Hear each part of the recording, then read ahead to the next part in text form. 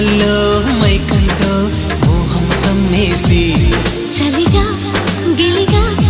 తొలిగా త్వరగా అటుగా ఇటుగా మరి నువ్వే నాకు ముద్దిస్తావని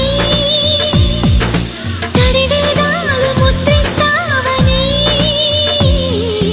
నమ్మడానికి ఎంత బాగుందో నీకోసం రెక్కల గుర్రం ఎక్కి వస్తానని పగడపు దీనికి నిన్నే నేను తీసుకెళ్తానని